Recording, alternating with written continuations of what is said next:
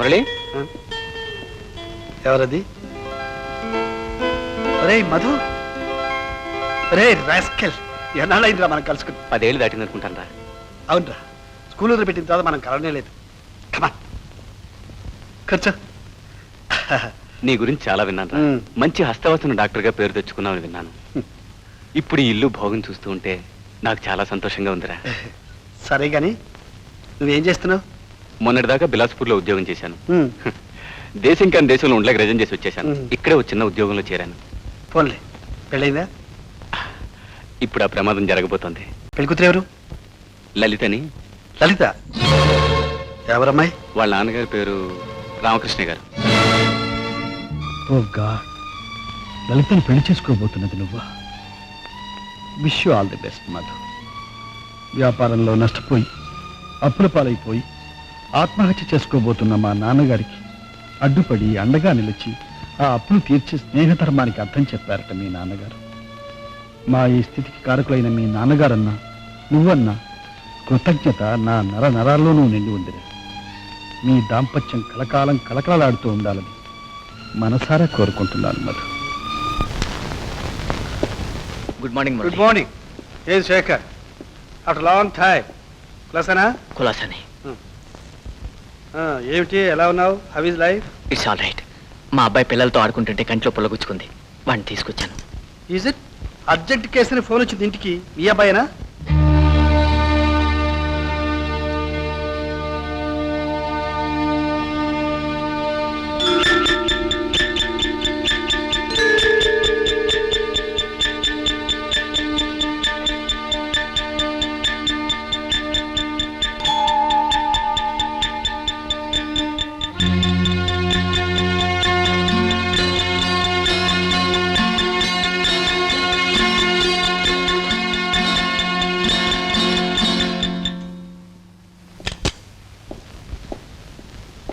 Shekhar, operation పూర్తయింది. Success. He will be all right. Murali, అరే లే, ఏమిట్రా, ఏమైంది? కన్ను లేకపోతే లోకమే లేదంటారు. మా వాడికి చూపు ఉండదని నేను ఎంతో భయపడ్డాను రా. అందరూ నీ దగ్గరికి తీసుకెళ్ళమని చెప్పినా రావటానికి వెనుకాడాను. నన్ను చూడగానే నువ్వు మండిపడతావని, మా వాడికి ఆపరేషన్ చేయనంటావని అనుకున్నాను. కానీ రాగానే ఎంతో ఆప్యాయంగా పలకరించావు. మా వాడికి జీవితాన్ని ప్రసాదించావు. అపకారికి ఉపకారం చేసే అంత గొప్ప మనసుందిరా మురళి నీకు. ఇప్పుడు ఇంత మంచి మనిషికి ఆ రోజు ఆకతాయితనంతో నేను ఎంత అన్యాయం చేశానని కుమిలిపోతున్నాను రా. నువ్వేం చేశావు? It's all in the game. లేదు మురళి, నేనే చేశాను. నన్ను సస్పెండ్ చేయించినందుకు సావిత్రి మీద కసి పెరిగింది. సావిత్రిని నాకు దక్కకుండా చేస్తున్నావని నీ మీద ద్వేషం పుట్టింది. అందుకే సావిత్రికి నీ మీద దురభిప్రాయం కలిగేటట్లు నేనే చేశాను. నిన్ను నమ్మి నష్టపోయిందని ఓ బిడ్డ తల్లిని తీసుకొచ్చి చూపించాను. నువ్వు అవసరం తీరాక ఆడదాన్ని అరిగిపోయిన చెప్పుల వీధిని పడేస్తావని నమ్మించాను. అలాగే నీ స్నేహితులందరినీ డబ్బుతో ఆకట్టుకుని సావిత్రి మీద చెడుగా చెప్పించాను. నీలో అనుమానం పెరిగేటట్లు చేశాను. మీ జంట విడిపోవటానికి పూర్తిగా కారకుడు నేనే. ఆ రోజంత తప్పు చేశానో ఇప్పుడు తెలుస్తుంది. నన్ను క్షమించు. అంటే అంటే సావిత్రి నిన్ను ప్రాణంలా ప్రేమించింది. అందుకే నీకు దూరమై బ్రతకలేక ప్రాణం తీసుకుంది. ఓ గాడ్.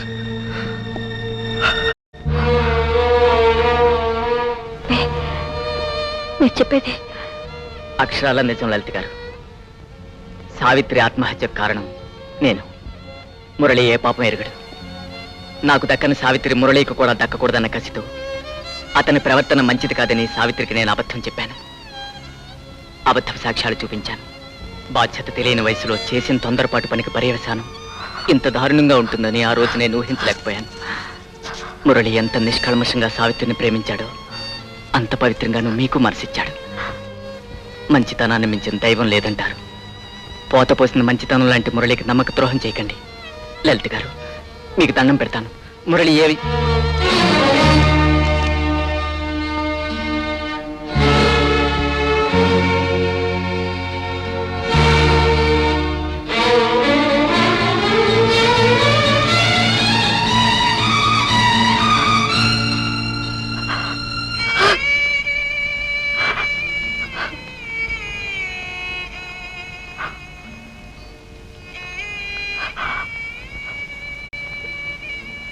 గురించి చెడుగా విన్నాను.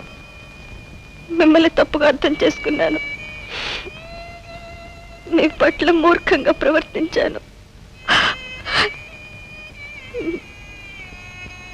మిమ్మల్ని క్షమించమని అడిగే అర్హత కూడా పోగొట్టుకున్నాను. గడియారంలో నిజం చిన్నముళ్ళైతే అబద్ధం పెద్దములవుతుంది. నిజం ఒక్క అడుగేసేలో అబద్ధం 60 మైళ్ళు చుట్టుకొస్తుంది. ఆ అబద్ధానికి అపార్థానికి నేను తలంచాను. సావిత్రిని తప్పుగా అర్థం చేసుకున్నాను. For that I'm sorry. ఓ మంచి మనిషి మనసును గాయపరచనన్న బాధ నన్ను జీవితాంతం వేధిస్తుంది. సావిత్రిలాగే నేను వెళ్ళిపోతే బాగుండనిపిస్తోంది. నన్ను డోంట్ బి సిల్లీ. పెళ్లి కూతురివి అలా మాట్లాడచ్చా? ఇంత జరిగాక నేను ఈ పెళ్లి చేసుకోలేను. అలా చేస్తే ఇంకో మనిషికి అన్యాయం చేస్తాను. ఓ మనిషి పట్ల తప్పు చేశారన్న బాధలో ఇంకో మనిషి పట్ల కూడా తప్పు చేసి బాధ పెట్టడం న్యాయం? మధు నా స్నేహితుడు, చాలా మంచివాడు. మీ జంట చూడబుచ్చుడుగా ఉంటుంది. శుభలేఖల దాకా వచ్చిన ఈ పెళ్లి ఆగిపోకూడదు లలిత. అమ్మా, ఏమ్మా మహాతల్లి, మళ్ళీ వచ్చామే? ఇంకో 4 మాటలని పోవడానికా, ఇంకో నాటకం మొదలెట్టడానికా? ఊరుకో అమ్మా. తప్పంటూ ఉంటే జీవుల్ని పావుల్లా ఆడించేవాడిదే తప్ప ఆడేవాళ్ళది కాదమ్మా. ఇంకో 4 రోజుల్లో ఇల్లాలు కాబోతున్న మనిషి చల్లగా దీవించి పంపమ్మా.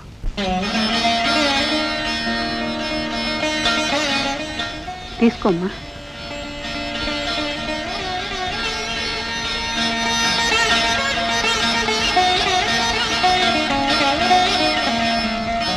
నిండు నూరేళ్ళు నువ్వు నవ్వుతూ గడపాలి లలిత. All the best.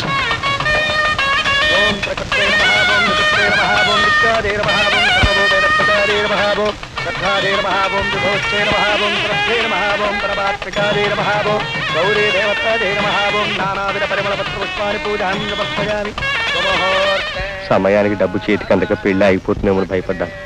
తమ దైవం. ప్లీజ్ ఇంకెప్పుడు ఆ మాటలకి వెళ్ళి పని చూసుకోండి. వెళ్ళండి.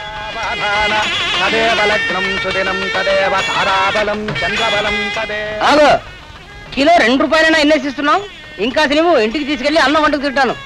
ఓం మాంగళ్యం తంతునానేన మమ జీవన హేతునా కంఠే భద్రామి శుభగే త్వం దేవ శరదాం శతం మాంగళ్యధారణ ముహూర్తస్సు ముహూర్తోస్తు శతమానం భవతి శతాయుః పురుషः శతేంద్రియ ఆయుష్యేవేంద్రియ ప్రతిష్ఠిత. Wish you happy married life. Thank you very much. Night duty చేసి వచ్చి పగల పడుకుని చద్దామన్నా పడుకునేవారు. ఎడటే ఒక్క పక్కీర్లే. ఎవరు నువ్వు? నేను శివాన్ని. సింహానివా? అయితే జూలు వెళ్ళి పడుకురా తమ్ముడు. ఊళ్ళో తిరుగుబాకు, పోలీసులు పట్టుకుపోతారు. ఆగో, ఇదేం కోర్టు అనుకున్నావు అలా పిలుస్తున్నావు? అసలు ఎవరు నువ్వు? ఎవరు నువ్వా? ఎవరు నువ్వు? ఇదేమిటి పేరు అడిగిన వాళ్ళందరినీ ఇలాగే కొడతావా? అప్పారావుని పేరు అడుగుతావా? ఇంకెందుకు అడుగుతాను అప్పారావు. ఏం కావాలి?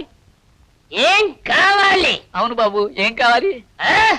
అమ్మా, ఈసారి పేరు అడగలేదుగా. ఈ అప్పారావుని ఏం కావాలని అడుగుతావా? సారా కొట్టుకు ఎందుకు వస్తారా? కాఫీ కోసమా? ఆగు, నీకు మాలత ఎలా తెలుసు? ఎలా తెలుసా?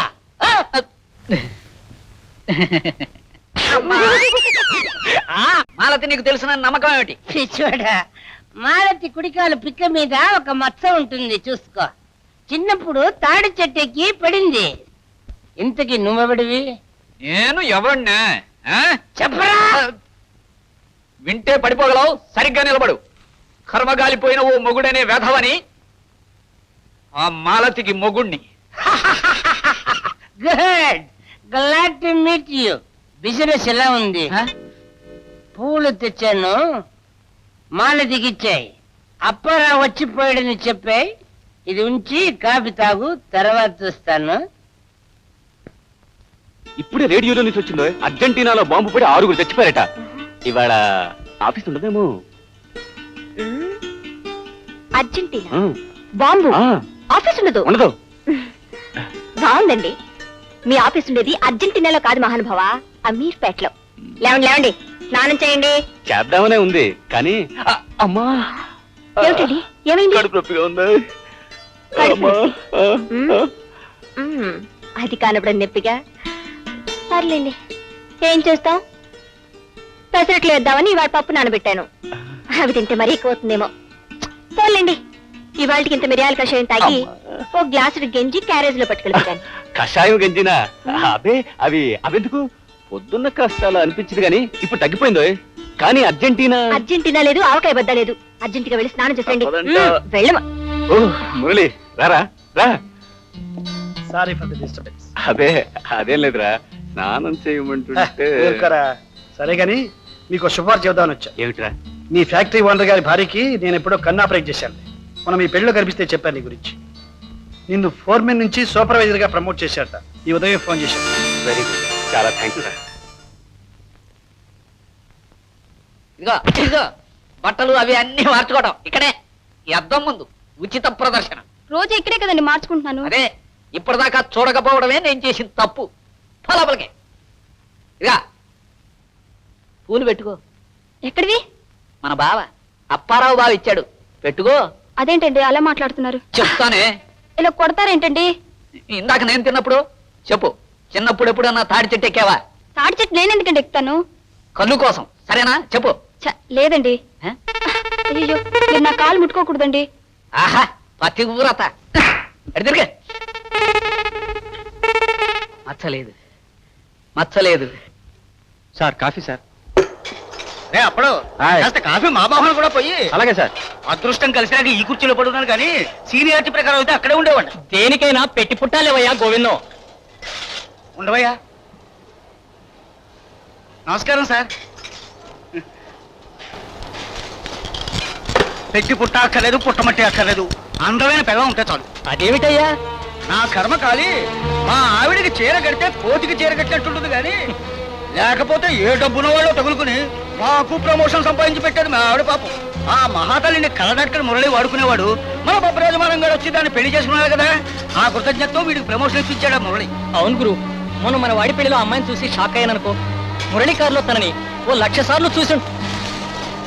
ఇవరికేమిటయ్యా, ఇప్పుడు అంతేట. వీడి డ్యూటీకి రాగానే ఆయన వీడింట్లో డ్యూటీ దిగుతాట.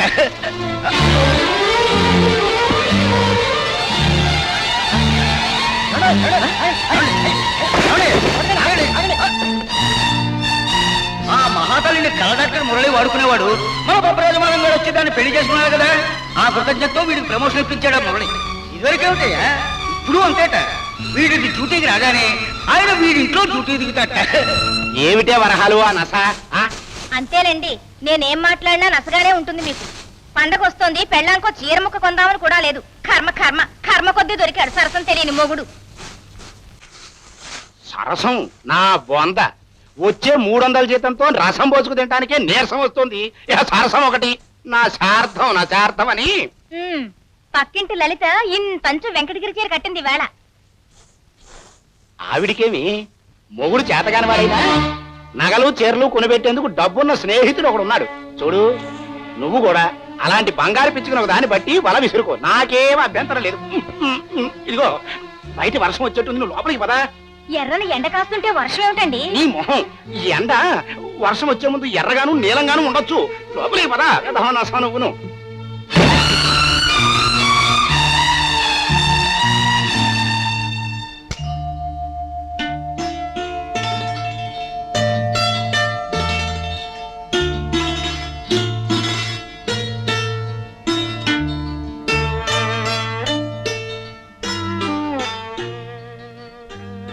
ఏ దొంగ ఒప్పు, అదంతా నిద్రే. ఇందాక స్నానం చేశాక మీరు తెచ్చిన తెల్ల చీర కట్టుకుందాం అనుకున్నాను. కొత్త చీర ఎందుకు పాడు చేయటం అని అలాగే వచ్చేసాను. ఒకసారి ఎలా వచ్చాను కళ్ళు తెరిచి చూడరా. ఏ ఇంతలా ఉన్నారు? తలనొప్పిగా ఉంది, ప్లీజ్ పడుకో. అయ్యో,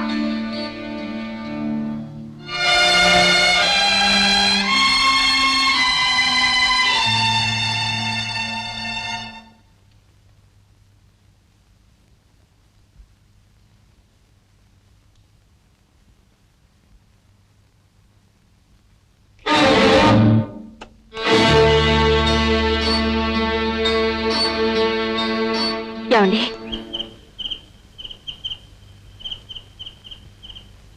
ఎవరు బాబు? చూడు, నువ్వు ఇంట్లో నేను ఇక్కడే పనిచేస్తుంటాను. తమరు లలిత నీకు తెలుసా? లలిత్ గారంటే నాకు తెలియదు బాబు. లలితకి మురళికి సంబంధం ఉంది, నీకు తెలుసు. ఇప్పుడు చెప్పు. సంబంధం అంటే ఇదివరకు ఇంటికి అప్పుడప్పుడు వస్తూ ఉండేవారు.